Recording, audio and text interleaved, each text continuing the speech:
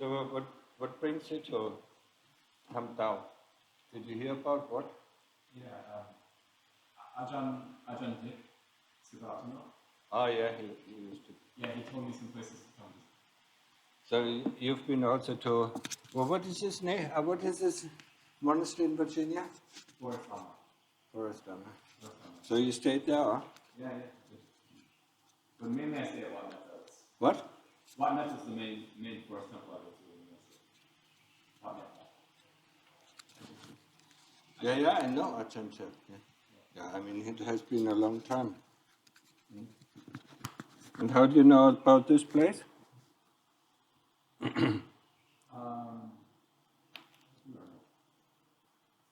seen a couple of your videos on the internet. And What? I've seen a couple of your videos, like your Dhamma talks, on YouTube. And then, I just noticed that you were very close to where I'm staying. So Okay. Oh, hello, Hendrik. How are you today? I'm good at them. Okay, so?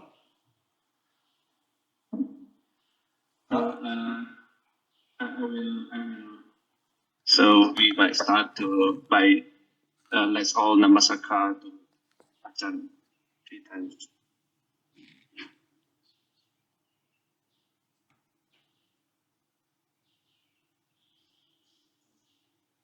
So we can start. If anybody have questions, can unmute themselves and start asking questions. You're a little bit. See, it's always late, huh? Yeah. Last time it was the same. The last person, huh?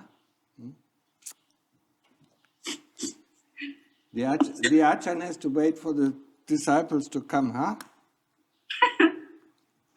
Just like in Singapore, huh? People always late, huh? And coming in half an hour later, to Dhamma talk. Huh? So, I mean, let's start, If somebody has some questions. Well, what kind of kuti is that, or is it just a picture? It's just a picture in my last kuti. Okay. I think it's paddle or what? I forget. Okay, so anybody has questions? If anybody have questions, please unmute yourself and ask the questions, please. They're all just there, sitting there. Nobody has questions, yeah?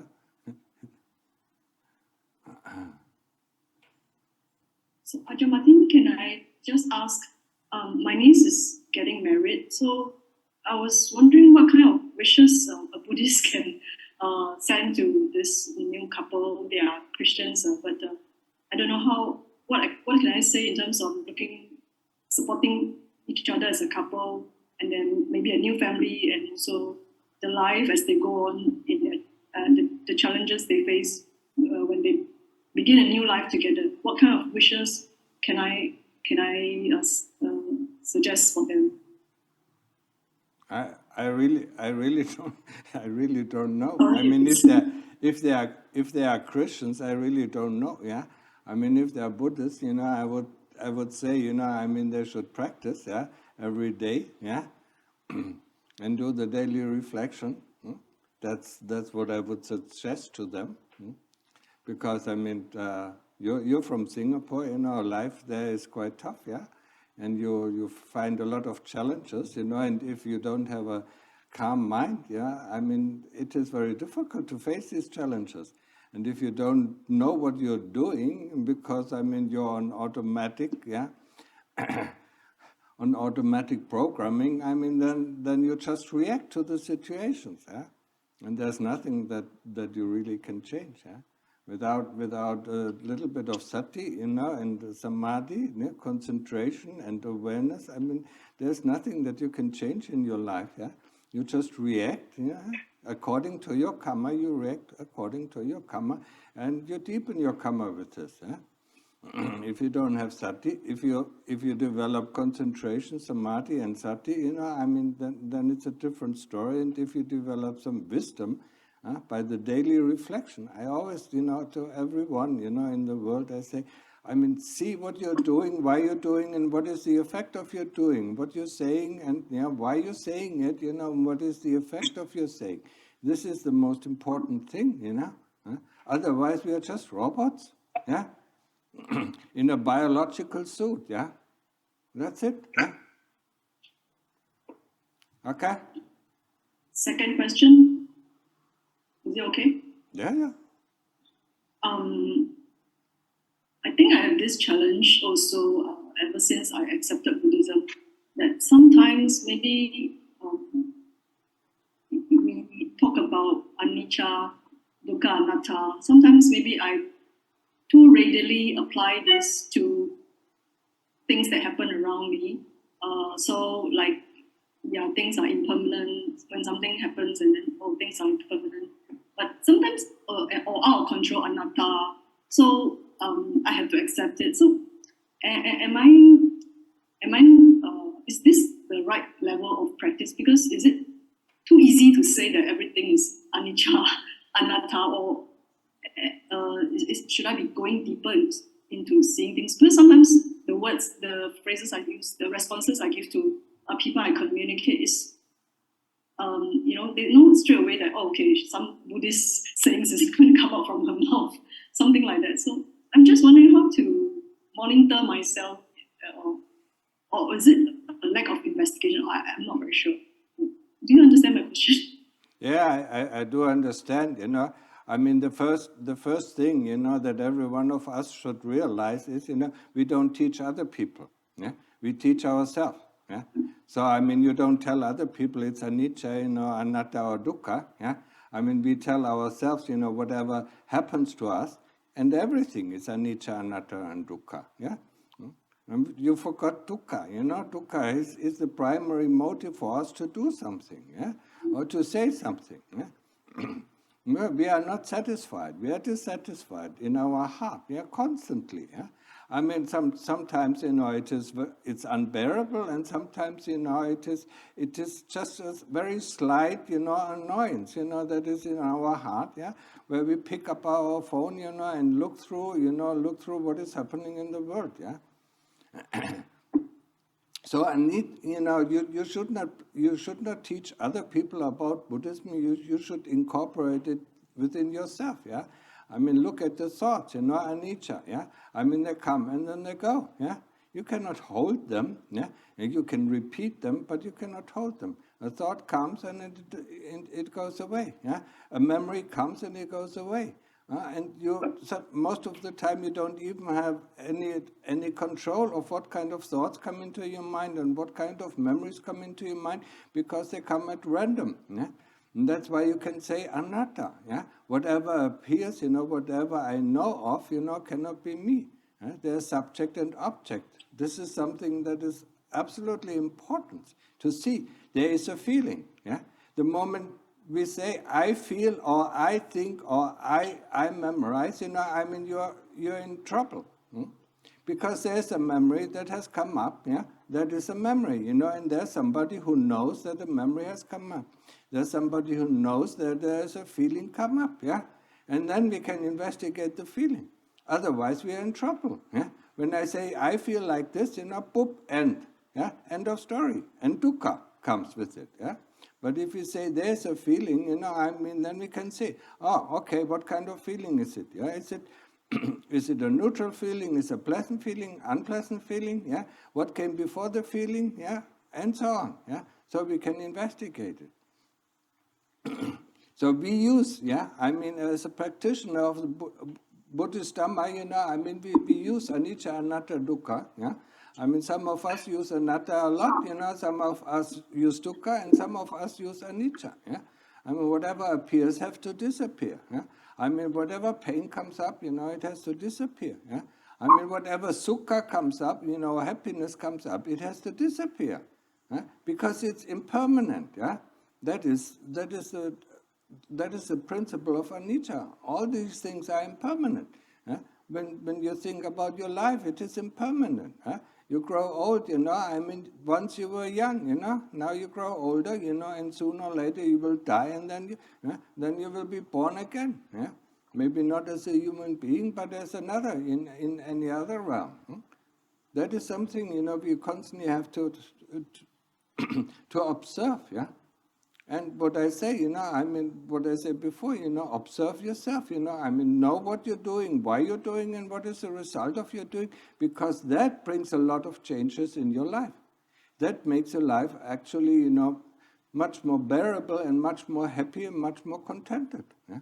If we know what we are doing, why we are doing, and especially if we know what kind of effect it has on us and on others. Right? Okay, understood? Yeah, I think still the mindfulness that is important, and also the daily reflections, I guess. Yeah. Thank you very much. Yeah. So, mindfulness, yeah.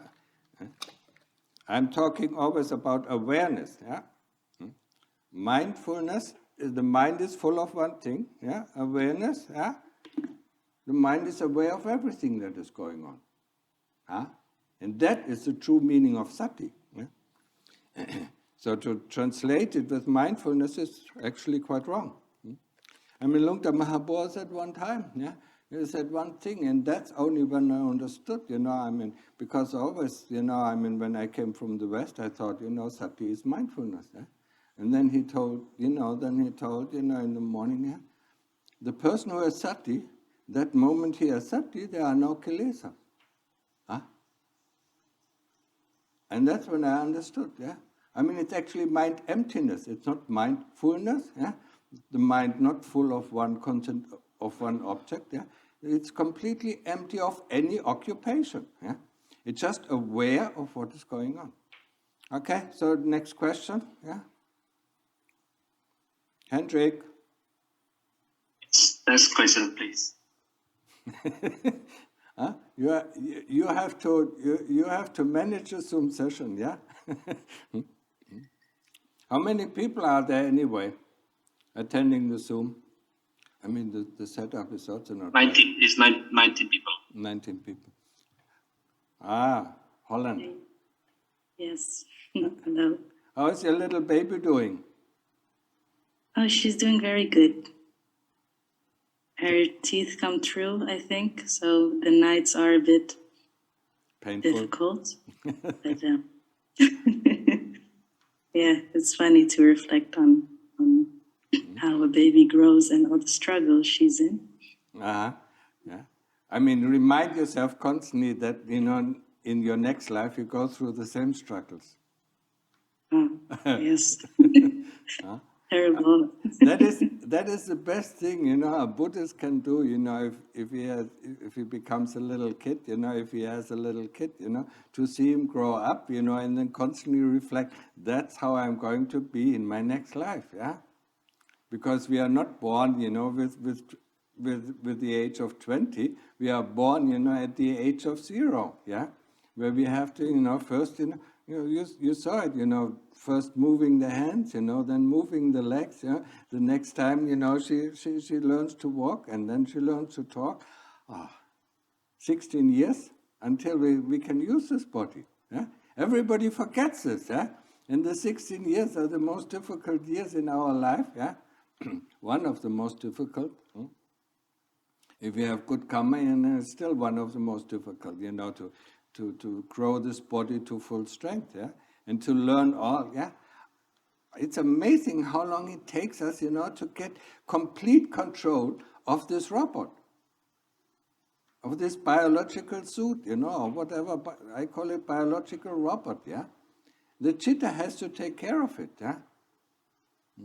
The chitta has to learn how to use it properly. Yeah? But we forget it because now we know it all. Yeah? We all know it all. Yeah?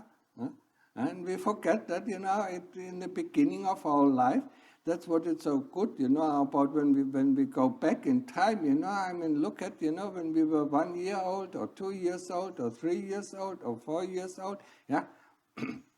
We forget that. Yeah? How much struggle it was, I mean, getting up, falling over, getting up, falling over, yeah, or learning to talk, and not realizing that the other people don't understand what we say. Huh? How frustrated we were, yeah. They understood, our parents understood us much better when we didn't talk. Yeah? They knew exactly what we wanted, The moment we learned how to talk, they did not understand, people around us, yeah? Until we learned how to speak properly and use the proper terms, yeah? Proper words. It's quite a struggle, I mean, to get this body working to its working condition. It takes 16 to 18 years, yeah? And then if we go to university, it takes even longer, Yeah? Then they train the mind. Most of the time it's training the mind, yeah? From the years 6 on, I mean, we train the mind, yeah? We train memory, we train, how to think properly, how to use things, yeah? And so on, yeah? And then what do we do with our life? We go to work, yeah? We work until we are 65, until we have no strength anymore, yeah? And then we wait for death to come. That's life in a nutshell, huh? Training the body for 18 years, yeah? And working the rest of our life, yeah? And then waiting for death to come. Not making any use of the human life. The human life is such a precious thing, yeah? And it is not easy to obtain, yeah? We have to keep the 5 precepts, at least the 5 precepts, yeah, to obtain a human birth, yeah? Most of us, I mean, because of our bad karma or of our good karma, I mean, we'll go first to hell or then to heaven, or maybe first to heaven and then to hell, and then going into the ghost room before we become back as a human being. There's hardly, there are some occasions, when a human being, when it dies, becomes a human being again, yeah? But that is very seldom. Yeah? Don't think, that in the next life you are a human being and can do, can just progress on the path, yeah? Okay, so, sorry, and yeah, yeah, I just got taken by your child, yeah? So what is your question? No, it's good actually, because I needed to hear it again. It's good to hear, because I right now I'm working again, and now I have to find a new balance between everything: working, taking care of my child, my friends, my free time, meditation, etc. So it's quite difficult, and I had a few questions about that. Because when last week I had it very busy, and I didn't have time to meditate at all, or I didn't make time to meditate at all, and my boyfriend knows me, and he really motivates me to do it in the evening, so that's very good. Because he knows if I don't do it, I'm really easy to get lost in life and feel stressed. So that's a good thing. But when I'm in my life, I feel like a robot a bit again. Like you say, sometimes when I'm just doing my thing, I'm not aware I'm not aware at all. And I notice when I walk with the baby, for example, outside, it suddenly comes to mind to just meditate while I'm walking, actually. So that's a good thing that I'm reminded to do it.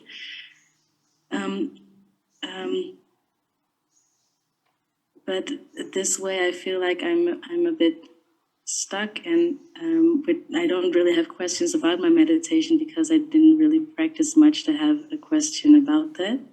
But I did encounter some other problems in life, which I would like to ask a question about.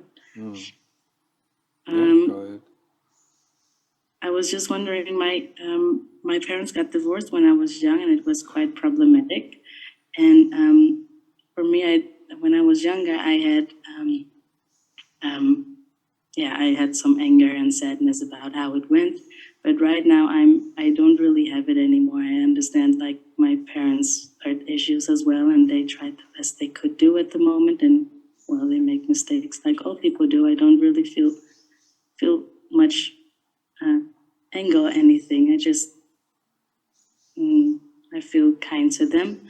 But my brothers, I have 3 brothers, and 2 of them are really resentful towards my mother. And when we are in family meetings, there's a lot of or almost there becomes like an argument or something, and I feel so annoying by it because I just want to have a good time with my family, and I'm not really sure if I should, involve within the argument by trying to let them settle down or just let it be. I sometimes I don't know how to handle it, but I just really feel annoying for it.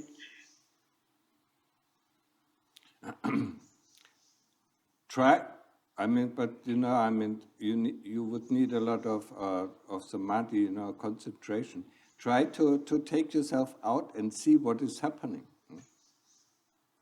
What is happening, sometimes you can be in a group, where there's a lot of dialogue, a lot of discussing, a lot of movement, and the moment you withdraw from it, you see it, observe it, and you understand what is going on.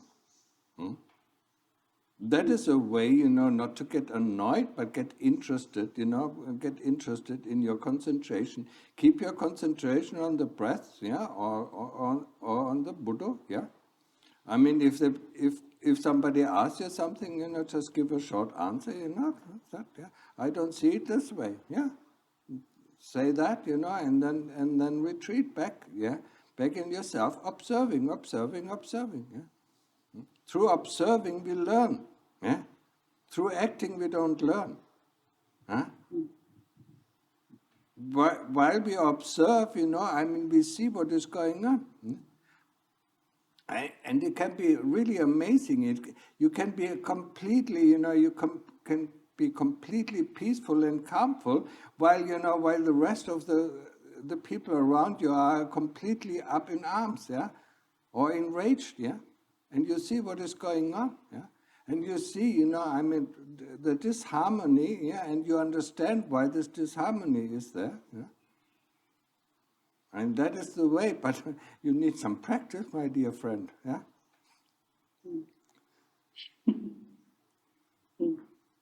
Okay. Thank you.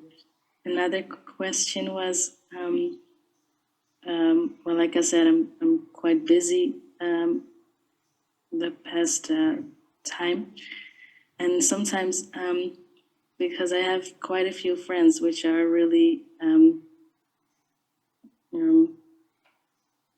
they're really important to me, and I think it's important to spend time with them. And well, I don't always have the time, but sometimes I feel like some people, when I say I say I don't really have the time to stay long. For example, I just have 1 hour, and then I have other things to do, and then I feel like they don't like it, and then I feel like I disappoint them, and I stay longer, and then actually I get stressed because, well, I have all these other things to do, but I don't want to disappoint the other people, and I don't want to disappoint myself, because when I feel like I disappoint people, I feel disappointed in myself, that like maybe I'm not a good friend or something like that.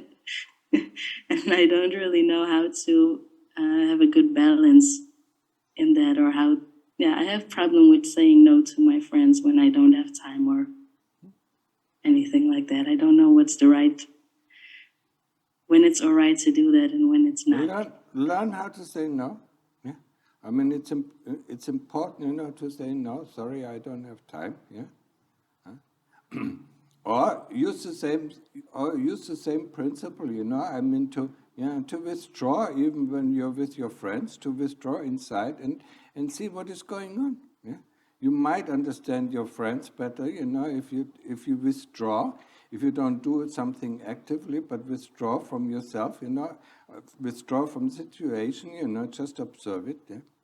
But the problem is, I mean, that is a completely Western problem. We don't want to disappoint others. Yeah, it's impossible.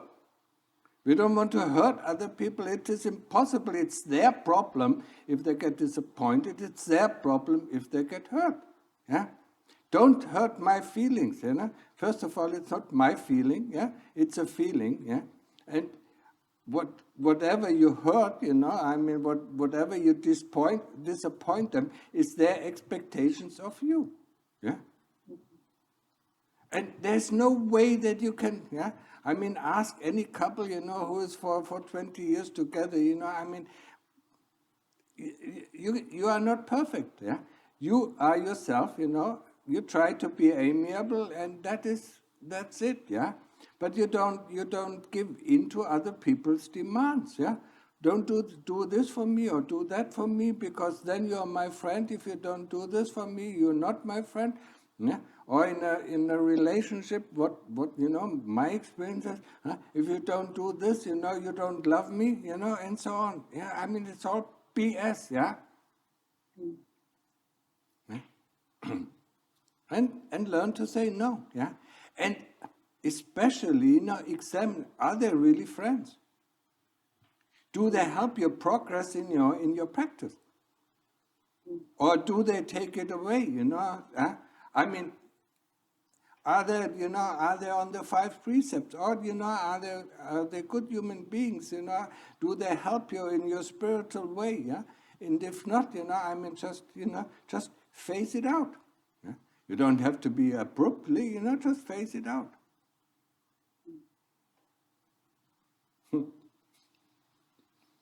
Yeah, I understand what you say. It's easier said than done. The problem is, the problem is with you, I mean, you rely too much on your friendship instead of relying on yourself.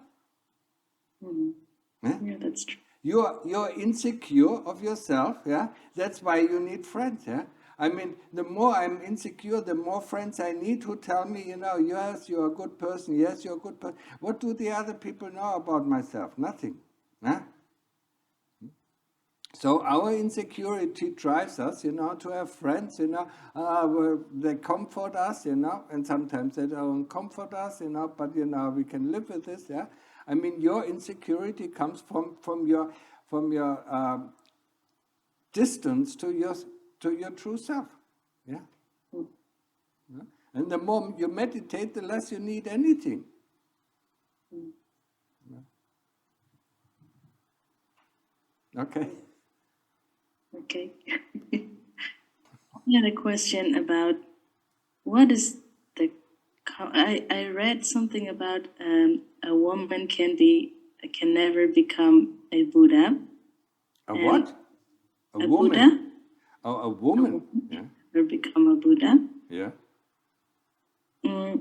I was just wondering why is that, or what is karma of being a woman, and if woman can be a Buddha, then if I'm a woman now, does it mean I will always become a woman when I'm a human, or no. How does that work? No, everything changes, anicca. Huh? Yeah, well, I don't understand then why it is said like that. A woman can become an arahant. Mm-hmm. So, I mean, that is, what most of the people... The moment you decide, to become a Buddha, I mean, how many eons does it take? 180 eons, yeah?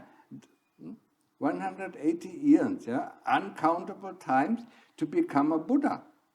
And in the process of becoming a Buddha, you will be born as a male, yeah? Most of the times, I mean, when you look at all the Jatakas, the birth stories of the Lord Buddha, he was a man, yeah? But of course, he was also a woman, yeah? I mean, we are not always born as a woman, yeah? You are born as a woman because of your karma, yeah? And we're born as a man because of our karma, yeah? And the next life, we don't know, yeah? I mean, you see a lot of people who struggle with their sex, yeah? Men who wanted to be a woman and women who want to be a man, yeah? That is probably because they have gone just through a sex change. In the last life, they have been women, and now they are male, and they hate this body, yeah? They want to become a woman again. Yeah? And other, and some people, have been born as a woman, but they want to be male. So, I mean, yeah? No, everything changes. The sex changes, yeah? You become a woman, for a few times, and then you change to male, yeah? Because as a male, you experience certain kind of karma. As a woman, you experience certain kind of karma that you can only experience as a woman, and certain kind of karma you only can experience as a male. That's why you have to be born as a male, or that's why you have to be born as a woman. Yeah, there's nothing wrong with that. Yeah. Don't even think about Buddha. A woman can become an arahant. That's it. That's the end. Yeah. Remember what Luang Pu Man said. Who was on the way to Buddhahood. Quite a few of the arahants here in Thailand were on the way to the Buddhahood, but there was no Buddha who stated, that he is becoming a Buddha at that time. With this and with that name. Yeah. So I mean, he was undetermined yet. Yeah. So when he saw, it will take 90 uncountable times of rebirth, and death, yeah. I mean, he decided to get rid of the dukkha, and finish it in this life, yeah. Yeah, I mean, I don't have a desire to become a Buddha. I don't have. I just yeah. Why? Yeah, when you have the desire to become a Buddha, then read the stories, the Jataka stories, what kind of dukkha the Buddha had to go through to learn empathy, to learn, metta, to learn all these things, patience and so on, yeah? I mean, how often has he been born, in a situation, to learn, empathy, and metta and all these things, yeah? I don't want it. I just was wondering why I read that. But now you understand. Do you have an example of what karma makes a woman or a man? Okay, so I mean, I cannot tell you now. So, for instance, I just tell you one instance. Yeah, if you were a man and raped a woman, yeah, in your previous life, if you were a man, in this life, and you rape one woman or several women, yeah, I mean, then in the next life you will be a woman, who is raped by men. The karma will has to come back, yeah. That is just one small example, yeah. But other times, I mean, sometimes we just wish, to become a woman because we think it is easier to be a woman, to get certain things done, yeah. And sometimes we wish to be a man, and that is what makes a change of birth, But also karma makes a change of sex, yeah.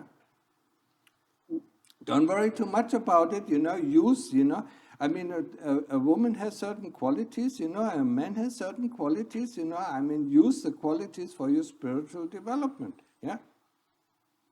And don't worry too much, yeah? About why you're a woman, yeah? Okay. Well, last question about my insecurities and worries, if you don't mind. Yeah. Well, I told you before, I feel really lucky with my boyfriend and everything he does and motivates me. But, still I feel like he has really great qualities, which I really look up to. And, well, like I said last time, it might be my good karma that I have a good boyfriend, but I just feel like, how can I have, in this life, I don't have those qualities at all. Yeah, I mean, a little, of course, I have some good qualities, but I don't have like his at all. So how can I receive something so well when I don't have it at all by myself?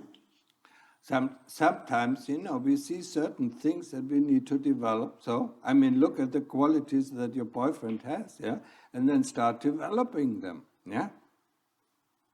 And sometimes we see some bad qualities in people, and then, and our anger comes up, and then we know that we have to get rid of them in our own heart, yeah?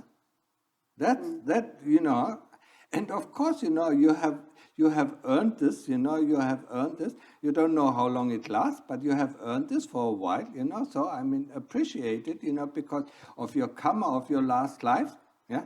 I mean, you have earned this you know, this good relationship, yeah. Okay? I mean, the insecurity, I mean, you have to get rid of, you know, and the more you are in samadhi, I mean, the less you are insecure, yeah. And all I these know, because questions, when I practice more, yeah. I feel like it's less a lot, and when I don't practice, it just come up really easy, all those thoughts and insecurities and all of those And these things. are not your thoughts, you know, to say this is a thought, you know, I'm not interested, yeah? I mean, of course, these thoughts come from our certain behavior, but now we are not interested in it, you know, and we don't listen, yeah? Because the kilesas are bringing us, yeah, bringing us to have these thoughts, or bringing up these thoughts, yeah, to lead us in a certain way. Just like our government tells us some lies, yeah, about Russia, you know, about this, about that, you know, to lead us in a certain way, yeah. And we need the alternative medium, that is in our case the Dhamma, yeah, to you know, to not to stray off our path, yeah. So don't listen, you know, don't believe the kilesas what they tell you, yeah.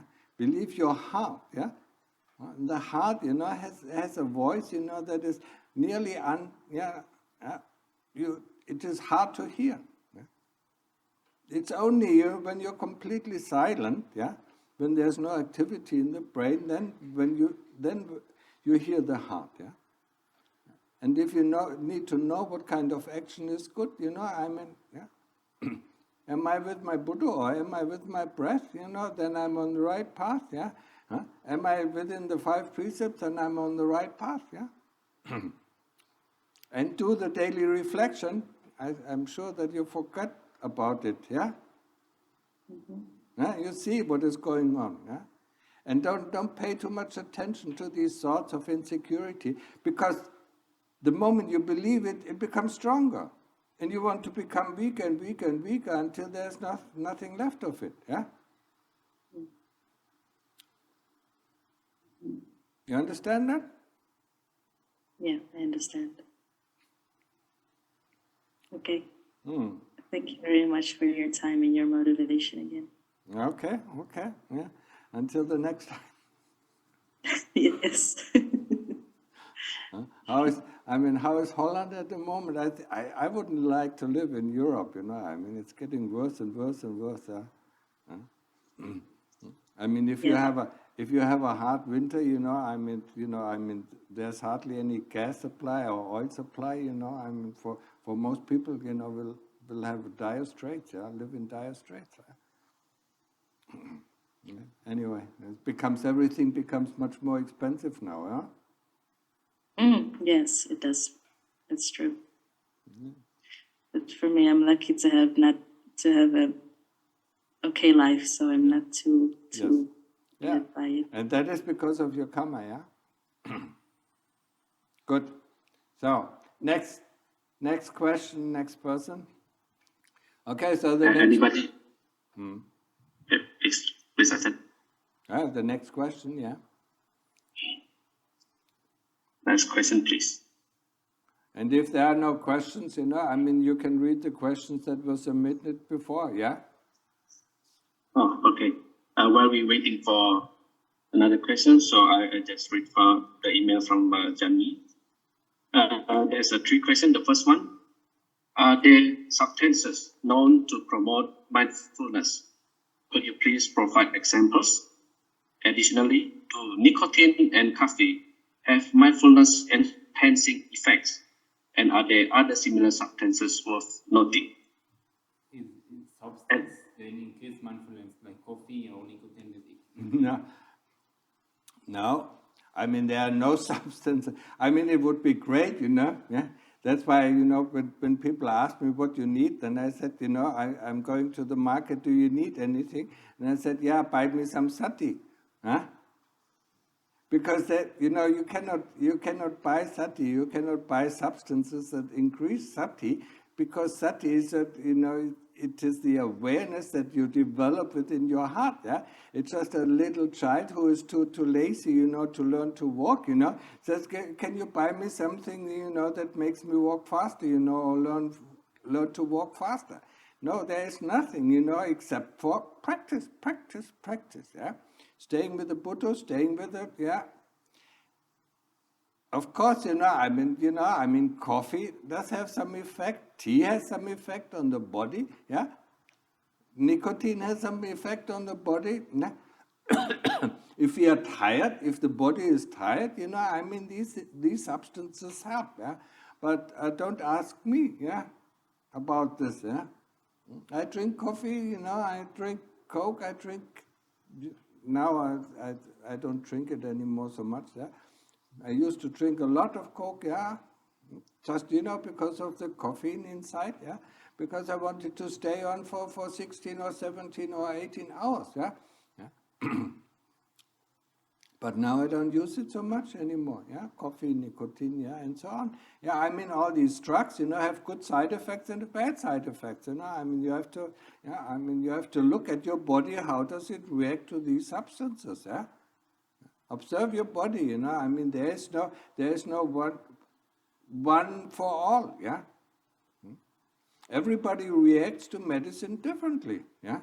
Some people can fast, for a long time, other people cannot fast, but they get away without sleep for a long time, yeah. So everybody has everybody has a different body, and depending on the karma, the body reacts differently to different type of substances, so you have to find out yourself, what is the right substance, what helps you to staying awake, yeah.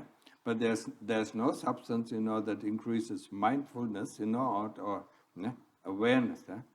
I'm never talking about mindfulness because, only when I want to talk about, being concentrated on one thing, yeah. So, next question, or live question. Hendrik. Yes, Ajahn. Anybody in the session would like to have a question? You can Please also unmute. ask. Yeah. Okay. Yes, please, Mr. Ishu.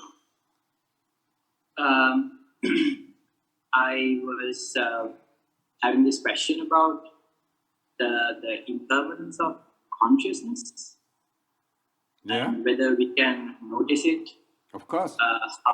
How can we notice it, and generally the nature, and how we can, what is the path that leads to the noticing of this impermanence? Because I feel that the other things in our mind, like thoughts and memories, I think I can easily notice that they are impermanent, but consciousness, it's very difficult to notice. That's right. It's so I was wondering the path, how I can notice it. You go the path of absolutely samadhi, yeah. The more you train samadhi, and the easier it is for you to get into appana samadhi. There is no, it happens, once in a while it happens, like you see, when the mind is so focused, and if it is not in appana samadhi, if it's still in upachara samadhi, and it really gets moment by moment by moment, then it sees, that it sees, consciousness is gone, consciousness comes back. And with each consciousness, a picture appears, it tells us a timeline. Why is, it is very difficult, but it is as difficult as, when you watch the movies, in the 80s, yeah, if you went to a cinema, to watch the black bar between the pictures. It is, you hardly could get it, yeah. Once in a while, when the synchronization was not good, you could see the black bars between pictures. But the black bar in the pictures are, the picture is very big, and the black bar is very small, yeah. So it's the same thing with consciousness, yeah. The unconscious, I wouldn't say unconscious, non-conscious, yeah. I mean, it's very short moment, yeah. It's amazing, when you see, there's no consciousness, yeah. But, most of our time it is conscious, yeah. I mean, so the practice is the practice of samadhi, yeah. And then the better and the more moments, mind moments, the Lord Buddha said there are 3,200 mind moments or 3,000 mind moments within the blink of an eye. If you catch every moment, then you will catch it. Okay? So, just to follow up on that, so my objective is to always practice that when a thought comes to my mind, that it is not I, it is not mine. Yeah. That it's easier said than done. And then when I try to do samadhi or like concentrate and focus the mind, I tried that for a while and it's not working. The mind always, brings up a thought, random thought or a memory, or it's very distracting. Yeah. And then what I did was I initially started to like fight it and like suppress it, and it did not work. And I just, let the thoughts come and memories come and just observe them. Yeah. But in that case, it's not like concentration. It's just I would just let go, and let the thoughts and memories do whatever they want to do and just like observe.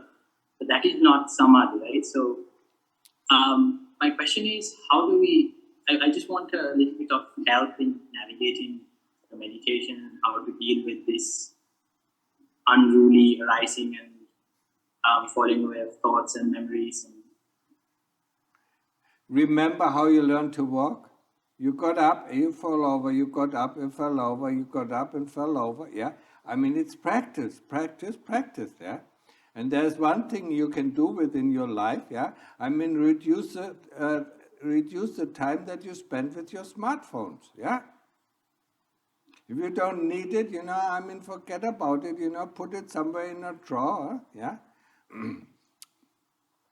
This will also help you with concentration. But concentration, yes, it's still samadhi if you're still aware of the breath or if you're still aware of the Buddha and see the thoughts coming in and coming, passing off, yeah? Or the memories coming in and passing off, yeah? And you're not getting interested. But if you get interested in the flow of the memories or the thoughts coming in and going out, then it is not concentration. So your main focus on the concentration should still be the Buddha or still should be the breath, yeah? So you're aware of the breath at every moment, even though, yeah? If you're aware of the breath, you see thoughts coming in, yeah? But you don't follow the thoughts, yeah? If you're disturbed by the thoughts, then this is attachment to the thoughts, it's not, you don't use the principle of anatta, yeah? It's not me, it's not mine, it's not myself, yeah? You understand that? Yeah? I mean, stay with your Buddha or stay with the breath, and these things, if you don't put any interest into these things, they will disappear over time. Yeah? But not within 20 minutes. Yeah? I mean, sometimes you have to sit in samadhi for 3 or 4 or 5 hours before they disappear. Yeah? Or do walking meditation for 3, 4 or 5 hours. Yeah? Or even longer. Yeah? Until you get into samadhi. Okay, understood? Yes. Patience. Huh? You don't have it anymore. Yeah. Thank you. Ajahn, why do we follow the Eightfold Path if it entails significant challenges and dukkha, adding to life existing suffering? What's the rationale for embracing these difficulties? These difficulties come because of our karma, and embracing it, makes it easier to deal with it. And I don't know what else to say, I mean, learn from it. You can learn from it. You can ask yourself, there's a difficulty, yeah? and the moment you turn it around, you know, this difficulty seems to be spearheaded towards you and you know, hurts you, yeah? And then turn the spear around, you know, and ask the question, what can I learn from it? And then you learn something and you develop wisdom. That's it. Saying that the Eightfold Path creates suffering. The Eightfold Path creates suffering? No. It cannot create suffering. The Eightfold Path shows us the suffering, yeah? It is like, you know, life, isn't it? I mean, most of the people run through the world, you know, with their eyes closed, yeah? So they don't see anything, yeah? But they still suffer, yeah? But they don't see the suffering because they never look, yeah? We don't care about it, yeah? Because we distract ourselves with other things, yeah? Just like every person in the world, you know, it sees a bad situation, you know, and it looks the other way. That's how we deal with, yeah, bad situations, yeah? But, you know, the Eightfold Path, you know, shows us, you know, tells us, you know, to look at these situations, yeah, and embrace them, you know, as part of life. Okay. Next question. Okay, are there any questions from the Zoom session? Okay, Ajahn, what do you think about people monetizing spirituality and selling the feel-good message?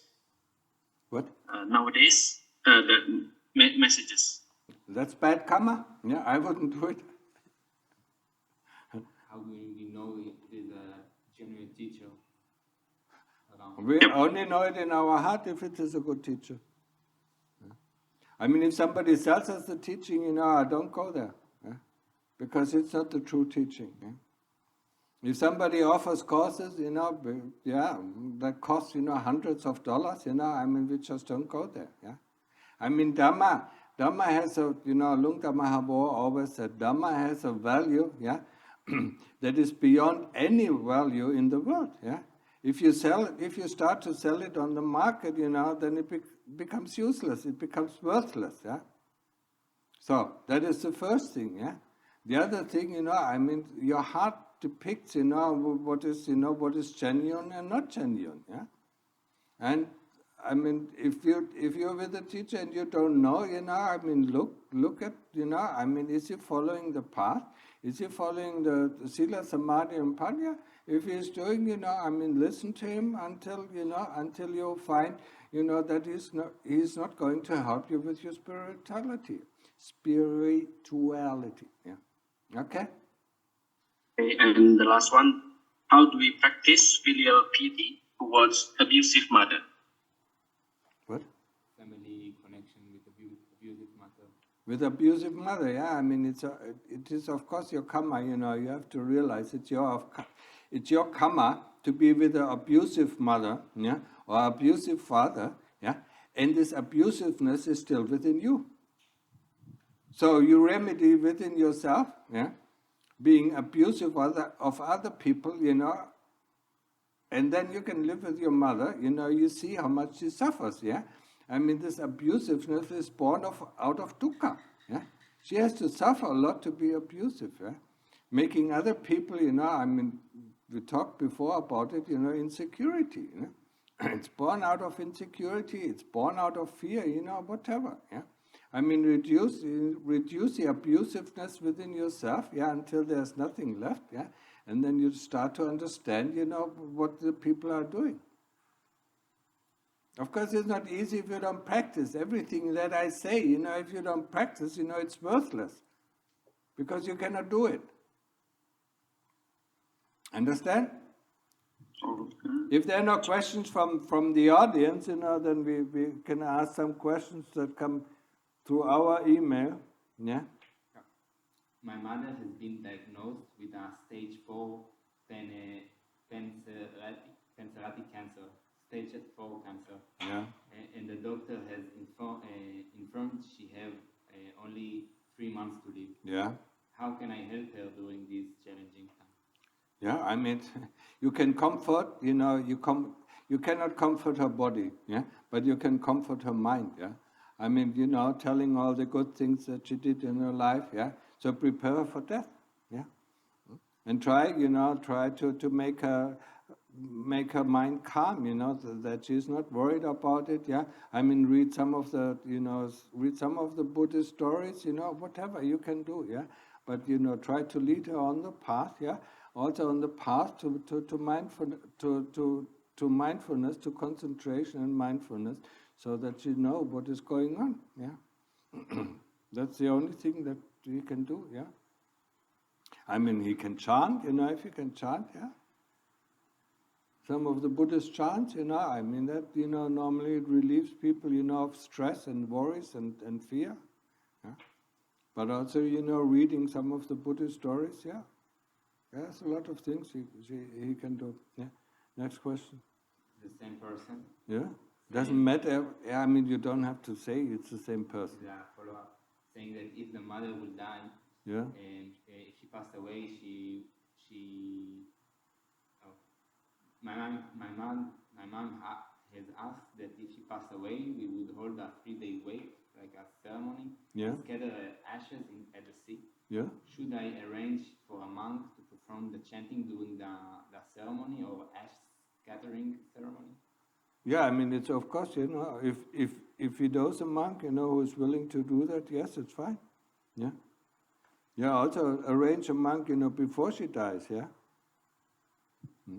I mean, if it, it doesn't matter if it is a Christian monk or, if it is a Buddhist monk, yeah, whatever. Yeah, so next question. Yeah.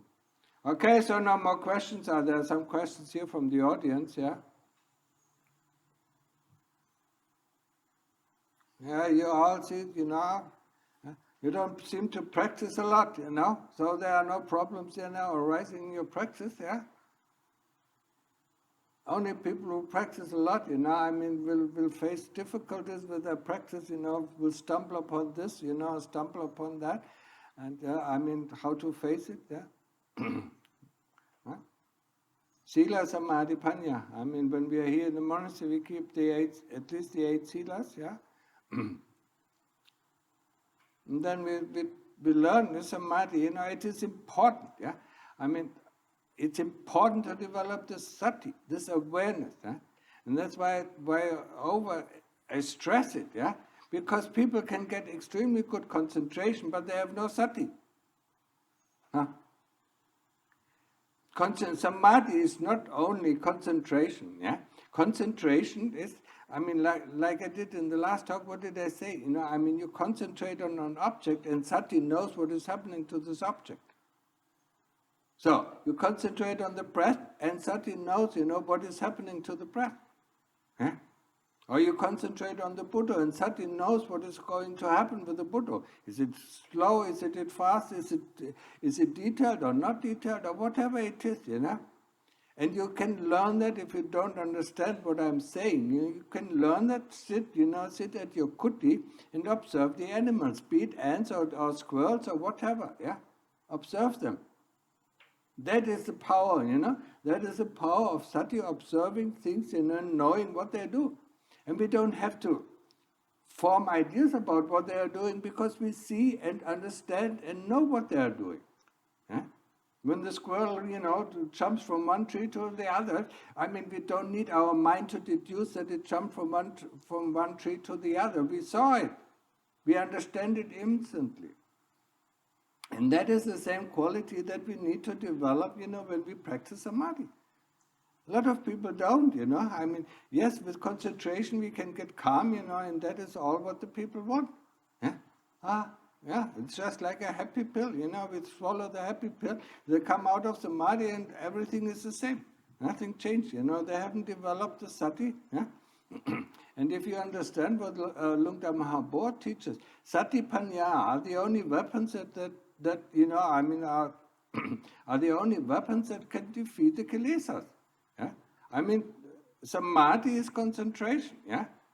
He didn't say samadhi and panya, he said sati panya. Huh? And sati and samadhi cannot be the same thing, otherwise Lord Buddha would have used the same word. Huh?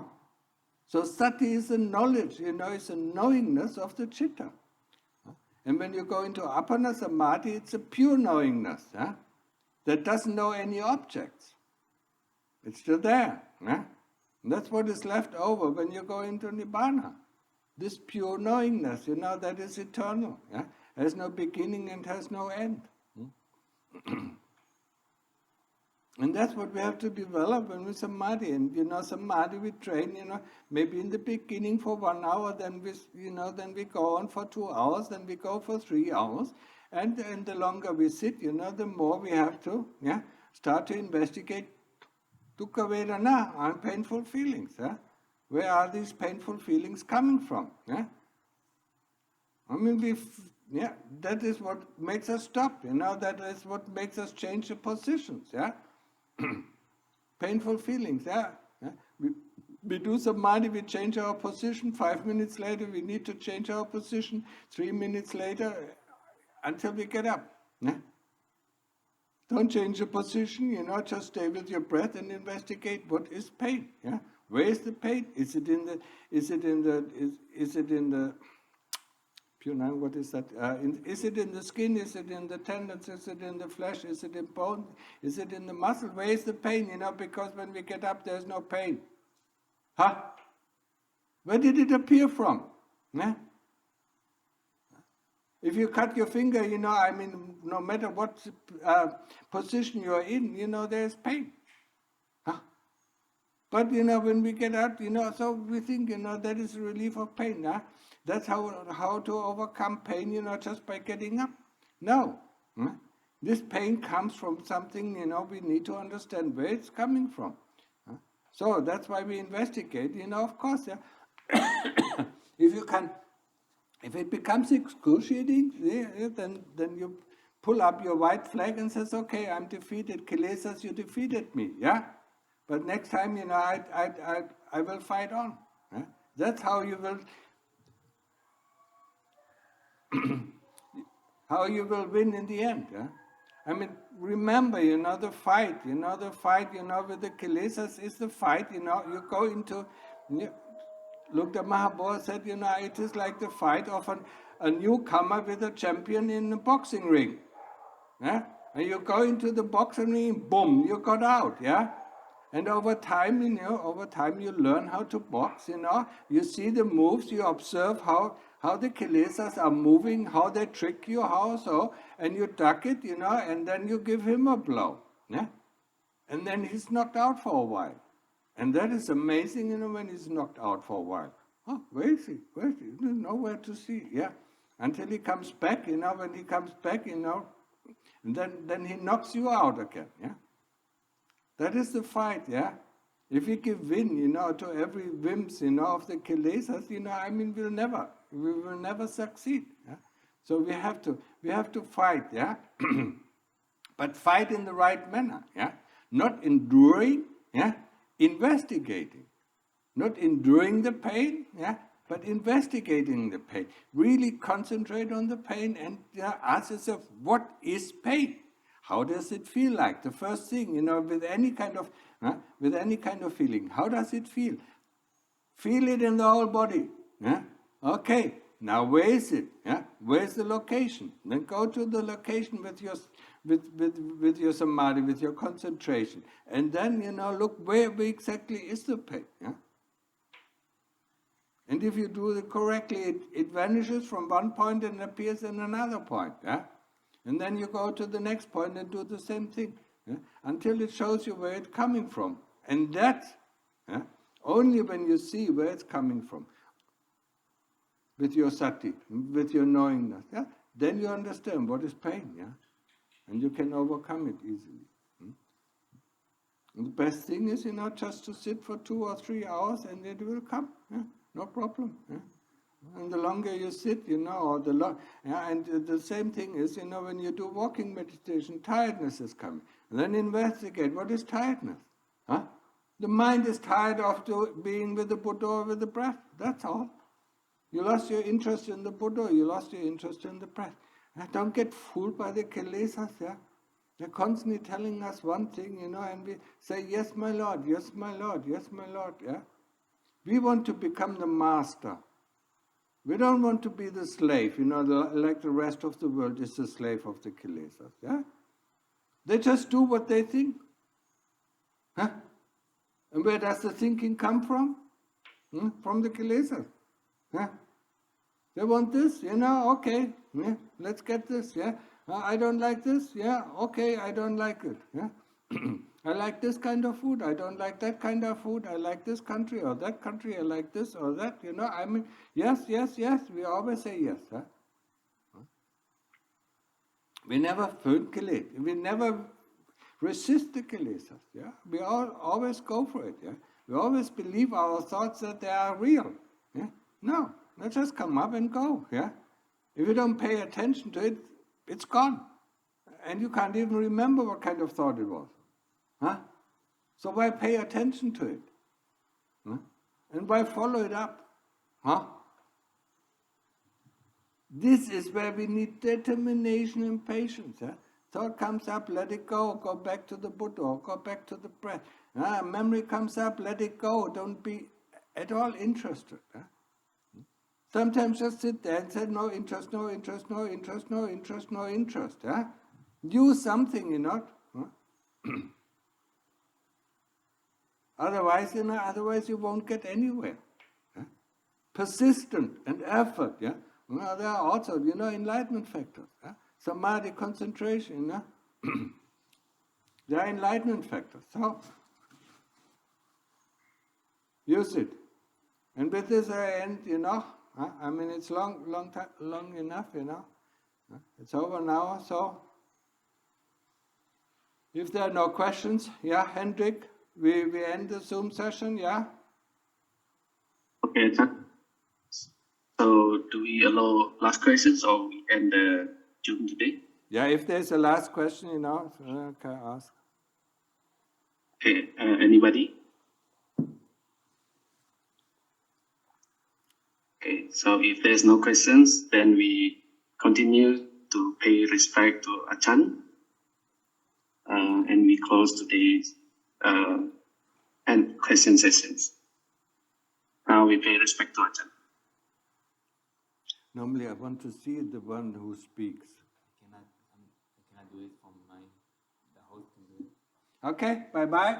Have a nice night and practice well, yeah? Also for you, yeah? You came here to practice, yeah? When you're coming? December? November? Oh, me? Yeah? Probably mid of November. Okay. My plan. You're welcome. Thank you, Ajahn. Thank you, Ajahn. Okay. By this, we end our session. Thank you very much, everybody. Yeah. Have a good evening. Namaskar, Ajahn.